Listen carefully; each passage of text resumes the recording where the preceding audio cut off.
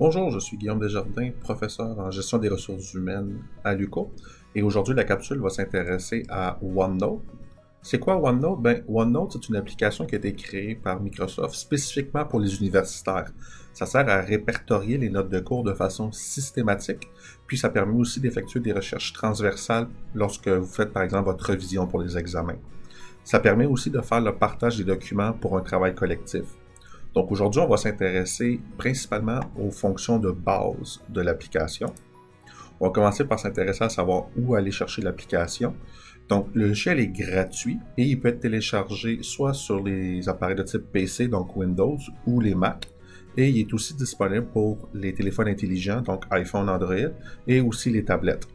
Si vous avez un ordinateur de type Windows 10, vous avez déjà OneNote installé sur votre appareil. Autrement, si vous avez un Mac, ou si pour n'importe quelle raison OneNote n'est pas déjà installé sur votre ordinateur, vous avez juste besoin d'aller sur le magasin de votre plateforme, donc Microsoft Store si vous êtes sur Windows, ou le App Store si vous êtes sur Mac, et vous tapez tout simplement OneNote. Vous allez pouvoir le télécharger et l'installer gratuitement.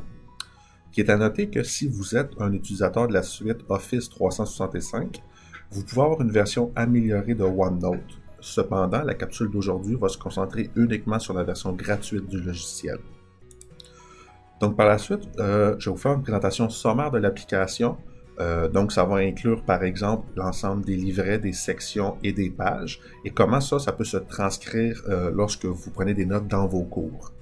Ensuite, je vais vous montrer la planche à dessin, ce qu'on appelle aussi le whiteboard, le tableau blanc, et comment on fait pour rajouter des sections dans une page.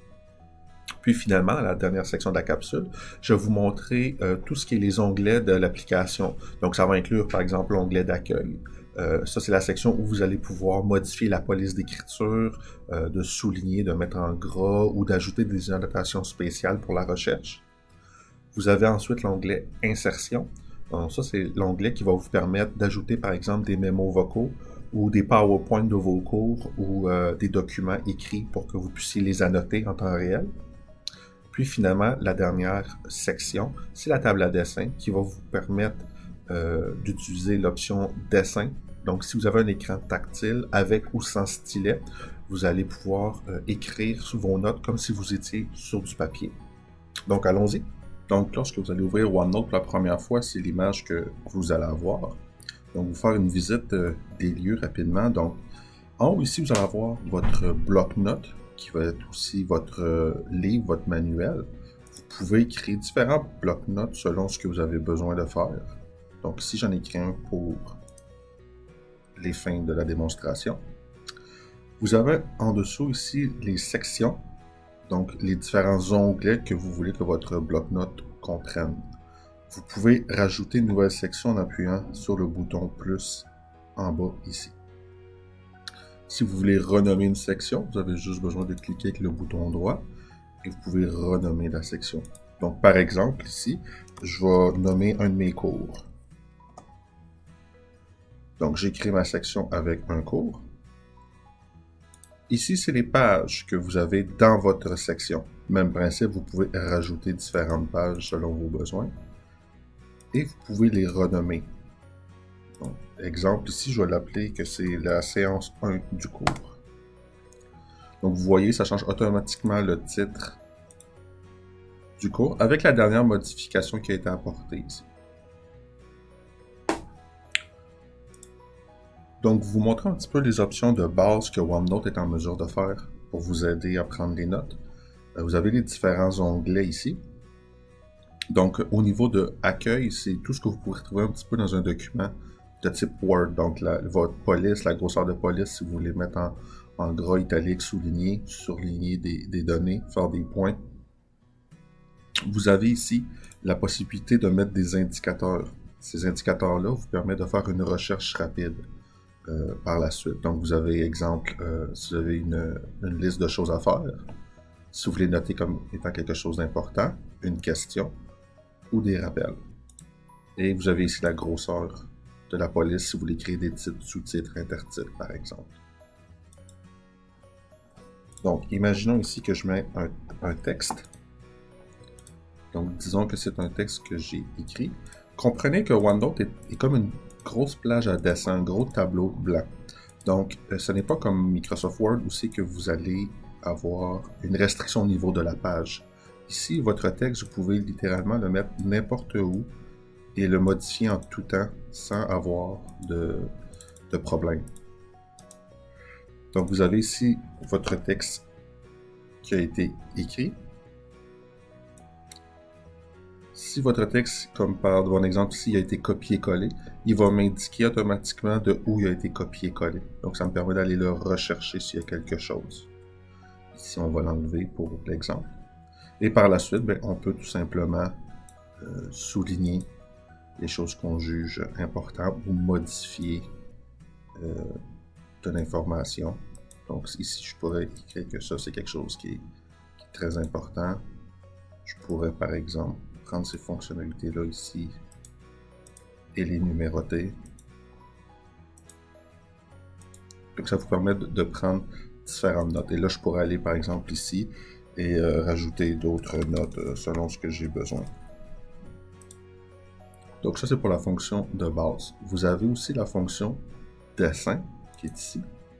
Si vous avez un écran tactile avec soit un crayon ou votre doigt, votre main, vous pouvez manuellement inscrire des données sur votre table à dessin. Donc vous pourriez souligner des informations pour faire des liens ou vous pouvez tout simplement écrire quelque chose. Encore ici, vous avez en haut, vous avez différentes options que vous pouvez vous servir pour, par exemple, souligner, prendre un marqueur de couleur différent. Donc, même avec mon crayon, par exemple, je pourrais commencer à souligner de l'information. Par exemple, comme ça. Dans les dernières options ici, on va passer mathématiques. C'est pas quelque chose qu'on va montrer dans le cadre de cette capsule, mais vous avez ici l'option de la règle. Donc, si vous voulez vous servir de la règle pour faire une ligne droite, vous pouvez vous servir de cette fonctionnalité-là. Donc, si votre écran est tactile, là, vous ne voyez pas, mais j'utilise mes doigts ici pour faire une ligne. J'ai le chiffre qui apparaît en plein milieu, c'est l'angle que je mets. Donc, si je devrais faire une ligne droite, on s'en va à 0, tout simplement. Et là, j'ai la possibilité, par exemple, de faire une ligne droite. Si j'enlève à ce moment-là, oups, je ne l'ai pas très bien fait. Je vais en faire une plus bas.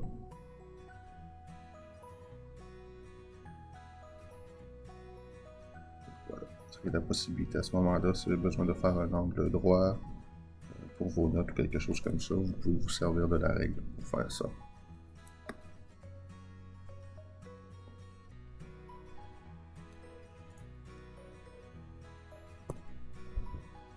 Donc, dans l'exemple ici, je pourrais ensuite aller à la page titre 2, l'appeler séance 2 et continuer à mettre de l'information si c'est la deuxième séance. Maintenant, le gros avantage que OneNote peut avoir pour vous, c'est lorsque vous avez besoin de faire votre révision en vue d'un examen ou d'un travail, OneNote est capable de faire des recherches croisées dans tout ce que vous avez. Donc, si vous allez ici, à gauche, vous avez l'option de recherche et vous pouvez faire une recherche transversale. Donc, vous pouvez chercher dans juste le bloc-notes où on est présentement ou dans tous les blocs-notes que vous avez. L'avantage de chercher avec tous les blocs-notes, imaginez si vous avez plusieurs cours dans une session universitaire et vous avez parlé d'un certain concept, par exemple la main-d'œuvre précaire, dans plusieurs de vos cours, mais lorsque vous faites une recherche, par exemple, vous tapez main-d'œuvre précaire ou précarité, à ce moment-là, vous retrouvez tous ces termes-là dans tous vos cours. Donc, si vous voulez avoir une vision plus globale d'un concept ou si vous voulez expliquer un concept sous différents angles, vous allez avoir cette possibilité-là. Donc, pour le rechercher ici, je pourrais par exemple taper petit groupe et automatiquement on m'indique dans quel bloc-notes et dans quelle séance l'auteur a été noté. On me le ressort ici directement. On peut aussi chercher par indicateur si on veut. Donc, vous vous rappelez, j'ai mis des indicateurs comme importants. Eh bien, Si on clique ici, tout ce que j'ai noté comme étant important va sortir. Là, je cherche uniquement pour ma session active, mais je peux chercher aussi pour tous mes blocs-notes. Et là, je pourrais chercher, par exemple, tous les indicateurs à faire.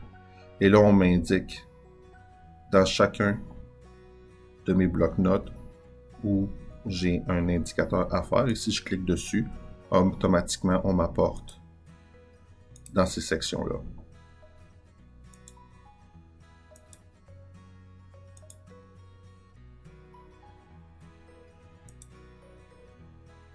Un autre avantage que OneNote va avoir pour vos études, c'est la notation de texte et la notation de PowerPoint.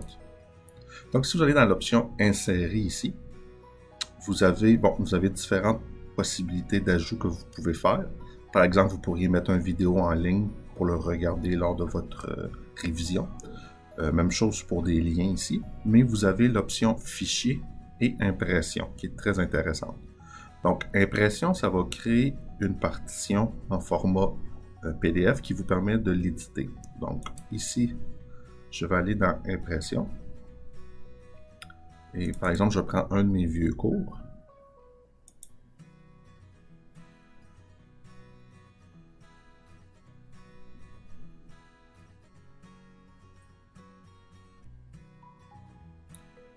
Donc, il va convertir en un format PDF et il va faire une intégration d'images à même la table à dessin. Voilà. Et donc, vous avez ici des PowerPoint d'un cours. Et c'est le même principe encore ici. Vous allez avoir la possibilité de noter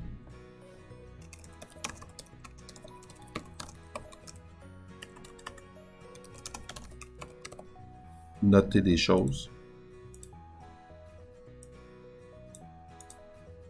Vous puissiez avoir un suivi. Donc, l'avantage, il y a encore ici, c'est que si vous rentrez dans l'information que vous jugez pertinente ou des notes lorsque votre enseignant, votre professeur vous parle, vous avez à ce moment-là la possibilité de faire une recherche d'informations beaucoup plus rapide que regarder manuellement vos notes dans chacun des fichiers qui sont séparés.